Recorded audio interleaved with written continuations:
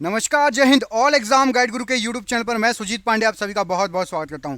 दोस्तों, यहां पर लूसेंट के सबसे इजी क्वेश्चन लेकर आए हैं। इजी इसलिए बोल रहा हूं क्योंकि ये पिछले 30 साल से बार बार पूछे जा रहे हैं। इसमें से सिर्फ 20 प्रश्न सही करने हैं।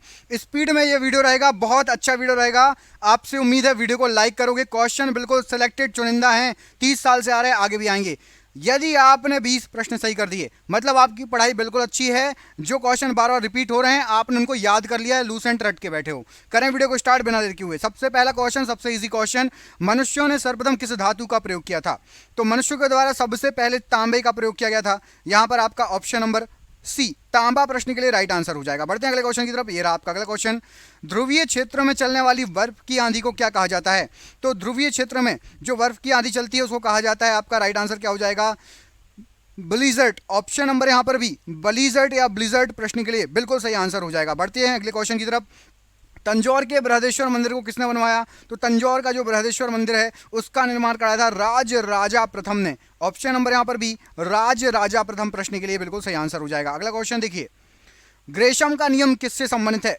तो ग्रेशम का जो नियम है राइट आंसर हो जाएगा। ये आपका मुद्रा के प्रचलन से संबंधित है। ऑप्शन नंबर ए मुद्रा के प्रचलन से प्रश्न के लिए बिल्कुल सही आंसर हो जाएगा।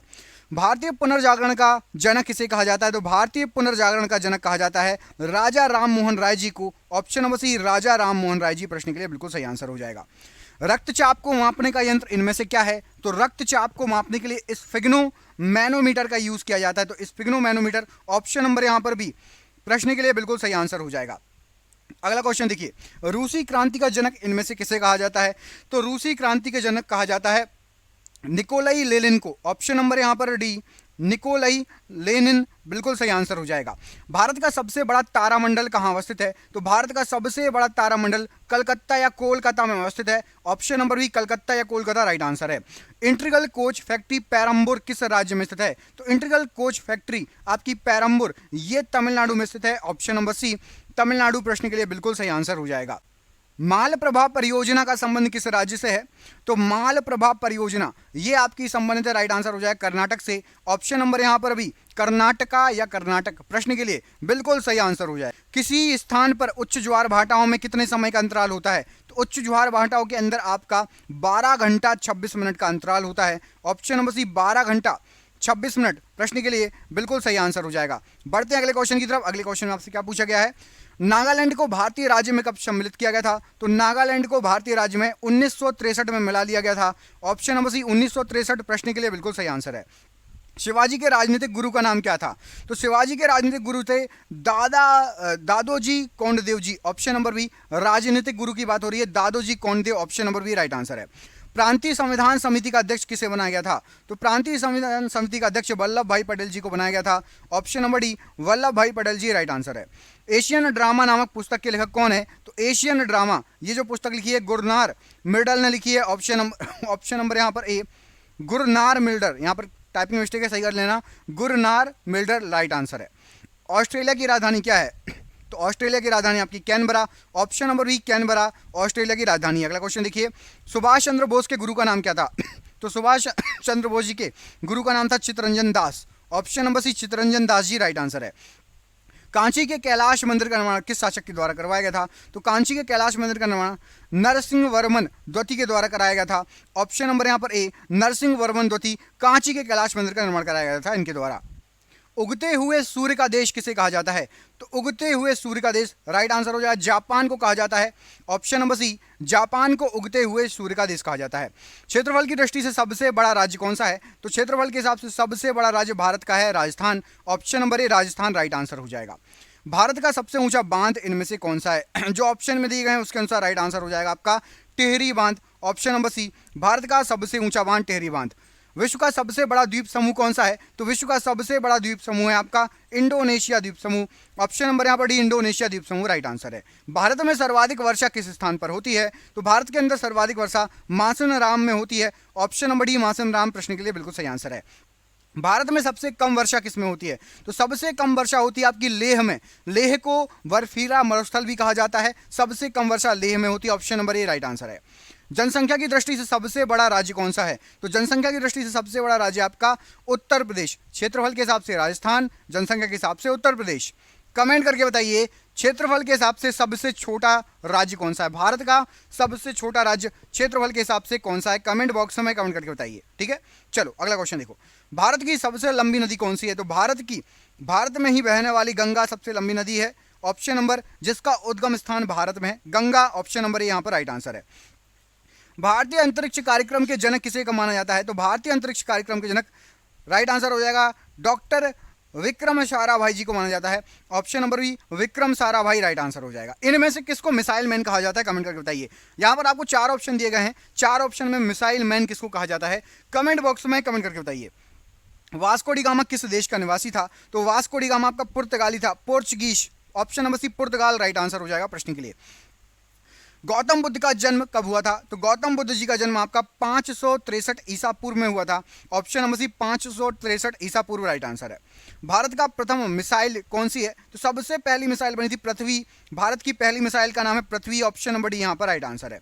आकाश मिसाइल मार करती है, तो जो आकाश मिसाइल है जमीन से आकाश में या जमीन से हवा में। ऑप्शन नंबर यहाँ पर सी राइट आंसर हो जाएगा। प्लासी का युद्ध कब हुआ था? तो प्लासी का युद्ध लड़ा गया था 1757 ईस्वी में। ऑप्शन नंबर यहाँ पर 1757 ईस्वी प्लासी के युद्ध के लिए राइट आंसर है। बक्सर का युद्ध कब हुआ था? तो बक्सर का युद्ध जो लड़ा गया था 1764 में लड़ा गया था। ऑप्शन नंबर भी 1764 राइट आंसर हो जाएगा। मुस्लिम लीग की स्थापना कब की गई थी? तो मुस्लिम लीग की स्थापना 1906 में हुई थी। ऑप्शन नंबर बी, 1906 में मुस्लिम लीग की स्थापना हुई थी। भारतीय अंतरिक्ष अनुसंधान संगठन इसरो का मुख्यालय कहां पर है? इसरो जो है उसका मुख्यालय बेंगलुरु में है। Option number C, option number B, Bangalore या बेंगलुरु राइट आंसर हो जाएगा। कौन एक टैंक रोधी मिसाइल है? इनमें से आपकी नाग मिसाइल ये एक टैंक रोधी मिसाइल है। ऑप्शन नंबर ए यहां पर राइट आंसर है। प्रथम विश्व युद्ध कब से कब तक चला था? तो पहला विश्व युद्ध चला था 1914 से लेकर 1918 तक। ऑप्शन नंबर यहाँ पर सी राइट आंसर है। अस्त्र मिसाइल कहां से कहां मार करती है? तो जो आपकी अस्त्र मिसाइल है ये हवा से हवा में मार करती है। ऑप्शन नंबर सी, हवा से हवा में राइट आंसर है। भारतीय मिसाइल कार्यक्रम के जनक इनमें से किसे कहा जाता है? तो भारतीय मिसाइल कार्यक्रम के जनक डॉक्टर APJ अब्दुल कलाम जी को कहा जाता है। इन्हीं को मिसाइल मैन कहा जाता है। आपने कमेंट कर दिया होगा अभी तक मेरे हिसाब से। Option number D right answer है। हवाई जहाज के ब्लैक बॉक्स का रंग कैसा होता है? तो हवाई जहाज के ब्लैक बॉक्स का नाम है ब्लैक बॉक्स, रंग होता है नारंगी। ऑप्शन नंबर यहाँ पर ए राइट आंसर हो जाएगा। सीसा संचायक बैटरी में किस अम्ल का प्रयोग होता है? तो सीसा संचायक बैटरी में सल्फ्यूरिक अम्ल का यूज होता है। ऑप्शन नंबर बी, सल्फ्यूरिक अम्ल राइट आंसर है। पंच शब्द का प्रयोग किस खेल में किया जाता है? तो पंच शब्द का प्रयोग मुक्केबाजी में किया जाता है। ऑप्शन नंबर बी, मुक्केबाजी राइट आंसर हो जाएगा। साइना नेहवाल का संबंध किस खेल से है? तो साइना नेहवाल का संबंध है आपका बैडमिंटन से। ऑप्शन नंबर यहाँ पर सी, बैडमिंटन राइट आंसर है। इंसुलिन का स्रोत इनमें से क्या है? इंसुलिन स्रावित होती है, निकलती है अग्नाशय ग्रंथि से। ऑप्शन नंबर ए, अग्नाशय ग्रंथि राइट आंसर है। मलेरिया रोग किसके द्वारा फैलता है? तो मलेरिया रोग प्रोटोजोआ के द्वारा फैलता है। ऑप्शन नंबर सी, प्रोटोजोआ प्रश्न के लिए राइट आंसर है। फैजी किसके दरबार में रहते थे? तो फैजी जो थे ये अकबर के दरबार में रहते थे। Option number B, Akbar right answer हो जाएगा। चार मीनार कहाँ स्थित है इनमें से? तो जो चार मीनार है आपकी वो हैदराबाद में स्थित है। Option number C, Hyderabad right answer हो जाएगा। कमेंट करके बताइए हैदराबाद किसकी राजधानी है? आंध्र प्रदेश की या तेलंगाना की? कमेंट बॉक्स में कमेंट करके बताइए हैदराबाद किसकी राजधानी है। अभिनव बिंद्रा का संबंध किस खेल से है? तो अभिनव बिंद्रा ये निशानेबाजी से संबंधित है। ऑप्शन नंबर ए, निशानेबाजी प्रश्न के लिए राइट आंसर है।